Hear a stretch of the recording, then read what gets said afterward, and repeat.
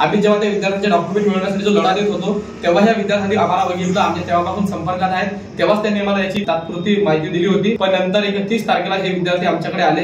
या विद्यार्थ्यांनी आम्हाला सर्व माहिती सांगितली।